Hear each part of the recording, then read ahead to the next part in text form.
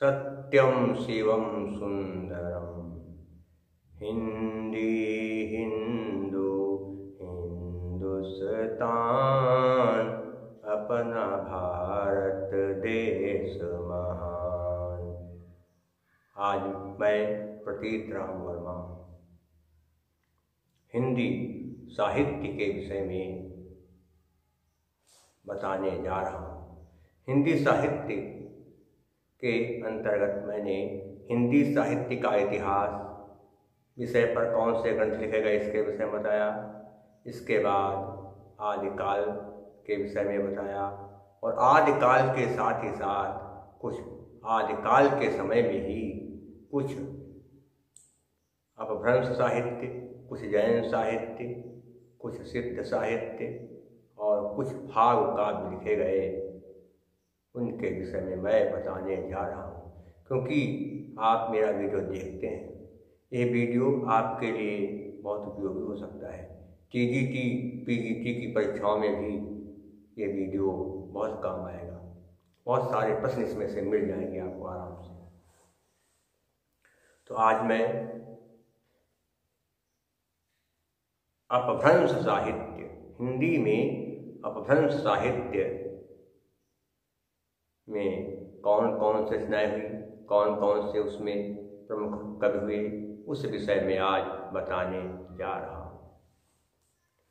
Doctor Ram Kumar Verma ने अपभ्रंश भाषा के प्रथम कवि स्वयंभू को माना है। डॉक्टर राम कुमार वर्मा ने अपभ्रंश भाषा के प्रथम कवि स्वयंभू को हिंदी का प्रथम कवि माना है। स्वयंभू 8वीं शताब्दी अर्थात 763 ईस्वी के आसपास विद्यमान थे। स्वयंभू को ही जैन परंपरा का प्रथम कवि माना जाता है। स्वयंभू ने 3 ग्रंथ लिखे हैं, पौंचर्यु, ऋट्ठणेमिचर्यु और स्वयंभू छंद। स्वयंभू को अपभ्रंश भाषा का वाल्मीकि तथा व्यास कहा जाता है। स्वयंभू ने अपनी भाषा को देशी भाषा कहा है।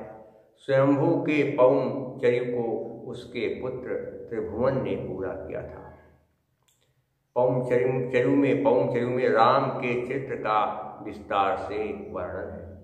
शिव सिंह सेंगर ने अपने ग्रंथ शिव सिंह सरोज में किसी पुरानी जनश्रुति के आधार पर 7वीं शताब्दी के पुष्य या पुंड कवि को हिंदी का प्रथम कवि माना है। और पुष्पदंत का आविर्भाव 972 ईस्वी अर्थात 10वीं शताब्दी में हुआ, ऐसा माना जाता है। पुष्पदंत की प्रमुख रचनाएं थी तिरसठी, महापुरुष, गुणालंकार, रय कुमार चर्यु और जसहर चर्यु। तिरसठी महापुरुष गुणालंकार को महापुराण के नाम से भी जाना जाता है। महापुराण में 63 महापुरुषों के जीवन चरित्र का वर्णन है। पुष्पदंत ने अपने चरित्र काव्यों में चौपाई छंद का प्रयोग किया। अपभ्रंश और अवहट्ट में चौपाई अर्थात चौपई में 15 मात्राओं का छंद माना जाता है। वैसे चौपाई में 16 मात्राएं होती हैं, लेकिन चौपाई में 15 मात्राएं होती हैं, ऐसा मानते हैं। पुष्यदंत या पुष्पदंत को हिंदी का भवभूति कहा जाता है।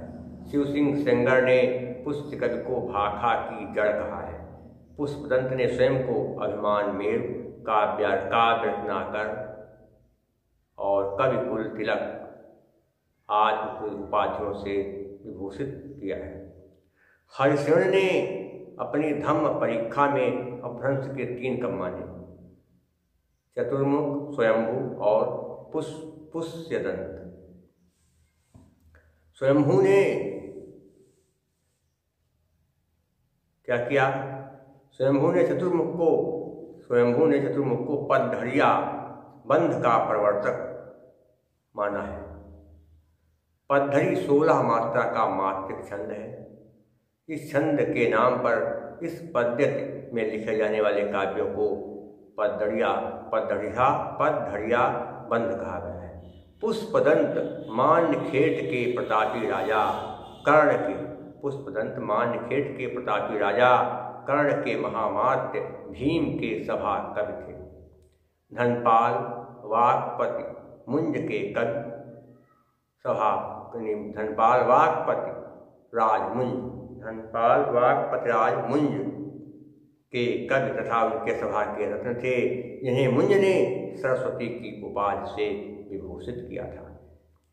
अपभ्रंश के तीसरे प्रमुख कवि धनपाल थे, जिन्होंने 10वीं शताब्दी में भविष्यत कहा नाम के ग्रंथ को लिखा। 12वीं शताब्दी में जिनदत्त सूरि ने, 12वीं शताब्दी में जिनदत्त सूरि ने उपदेश रसायन रास 1114 ईस्वी कह सकते हैं, 1114 ईस्वी में जिनदत्त सूरि ने उपदेश रसायन रास नाम का ग्रंथ लिखा, जिसे जैन रास काव्य परंपरा का प्रथम ग्रंथ माना जाता है। ध्यान रखेंगे, प्रथम कवि कौन है? स्वयंभू जैन के, और उसका ग्रंथ कौन सा है? जिन उपदेश रसायन रास। उपदेश रसायन रास अपभ्रंश भाषा का प्रथम रास काव्य है, ये भी ध्यान रखेंगे। और रास काव्य परंपरा का हिंदी में प्रवर्तन करने का, रास काव्य परंपरा का हिंदी में प्रवर्तन करने का श्रेय भरतेश्वर बाहुबली रास के रचयिता सालभद्र सूरि को माना जाता है। सालभद्र सूरि जो थे, उन्होंने 1184 में भरतेश्वर बाहुबली रास की रचना की। इसलिए ध्यान रखें जो हम बता रहे हैं, क्योंकि एक बार भी समझ में आए, 2 बार 3 बार देख लीजिए तो आप समझ जाएंगे और आपको याद भी हो जाएगा। इसके अलावा क्या ध्यान रखना है आपको? उपदेश रसायन रास 80 पद्यों का नृत्य गीत रासलीला काव्य है। अब्दुल रहमान एक कवि हुए, जिन्होंने संदेश रासक नाम का एक धर्मेतर ग्रंथ लिखा। देसी भाषा में किसी मुसलमान द्वारा लिखित प्रथम काव्य संदेश रासक है। इसमें विक्रमपुर की एक योगिनी के विरह का वर्णन किया गया है। रोडा ने राउरवेल की रचना 11वीं शताब्दी में की, जो श्रृंगारी काव्य है। यह जो ग्रंथ धारणी मालवा के शिलालेख पर अंकित है और यह चंपू काव्य है, इसमें गद्यपद दोनों मिला हुआ है। मुनिराम सिंह जैन साहित्य में सर्वश्रेष्ठ रहस्यवादी कवि माने जाते हैं। डॉक्टर हीरालाल मुनि राम सिंह का आविर्भाव 1057 ईस्वी के लगभग मानते हैं। मुनि राम सिंह ने पाहुड़ दोहा की रचना किया। अपभ्रंश भाषा में दोहा काव्य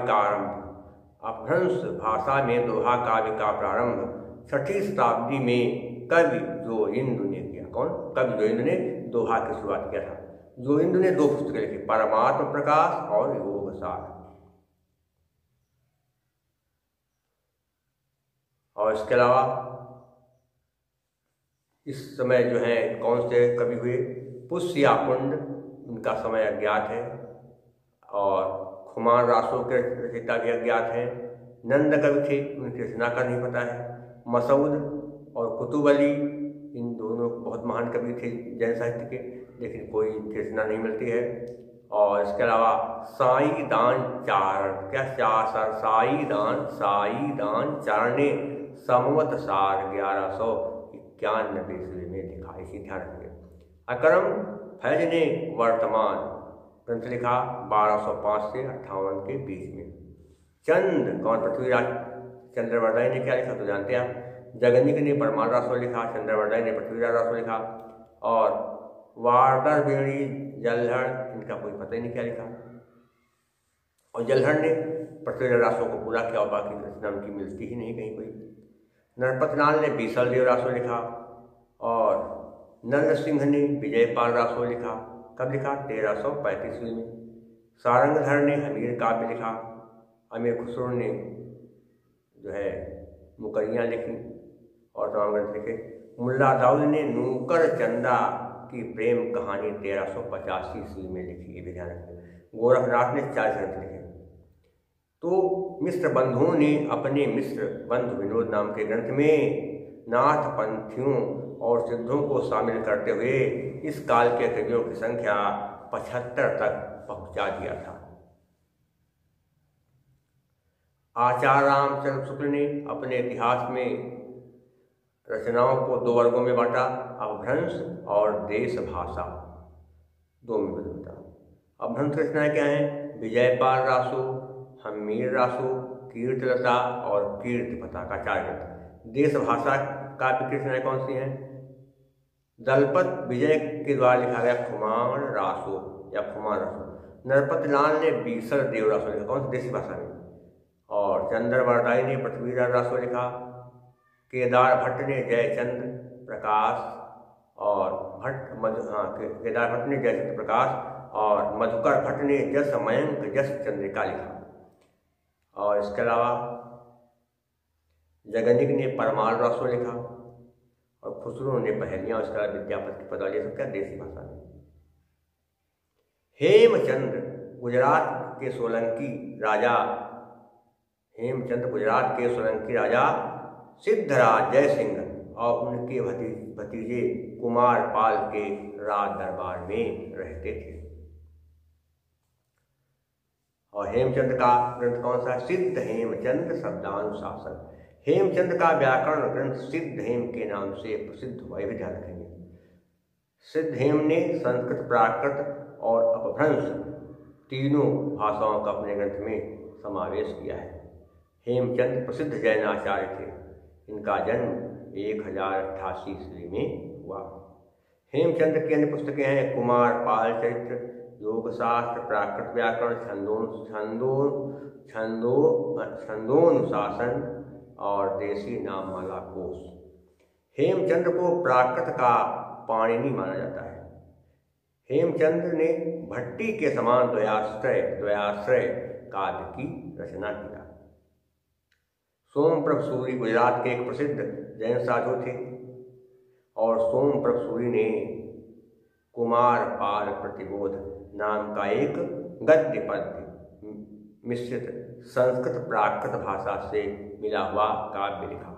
जैनाचार्य मेरतुंग ने संवत 1361 में प्रबंध चिंतामणि नाम का ग्रंथ लिखा। प्रबंध चिंतामणि में कुछ दोहे मालवा ने राजा भोज के प्रबंध चिंतामणि में कुछ दोहे मालवा के राजा भोज के चाचा मुंज के कहे हुए मिलते हैं।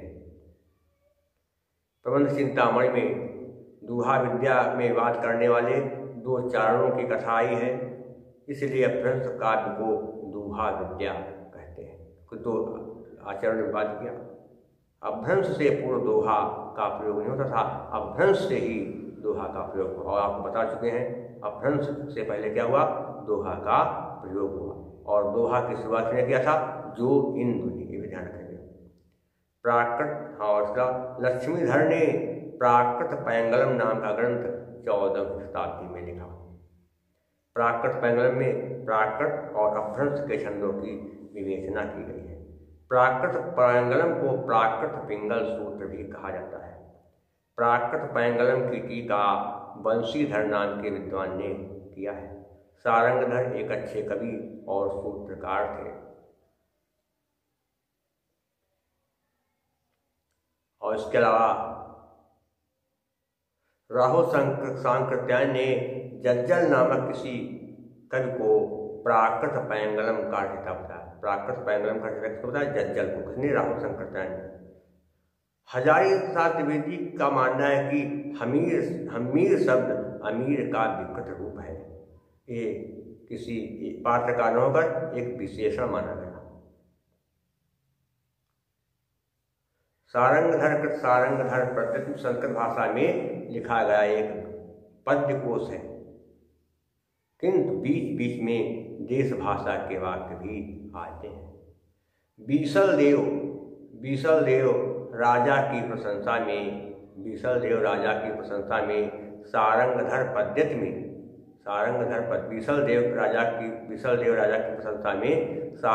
पद्यत में श्रीकंठ पंडित का संग्रहित एक श्लोक मिलता है। बहुत बढ़िया श्लोक है, सुन लीजिए। इसके बाद वीडियो समाप्त करते क्या है।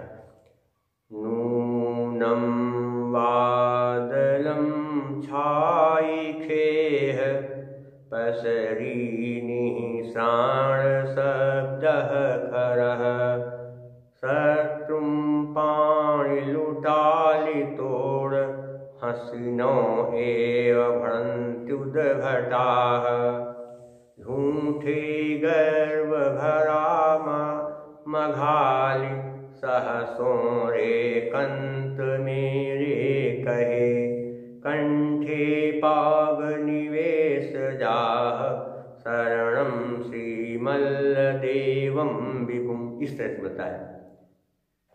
सारंगधर को कुंडलिया छंद का प्रयोगता माना गया। सबसे पहले कुंडलिया छंद का प्रयोग सारंगधर ने ही किया था।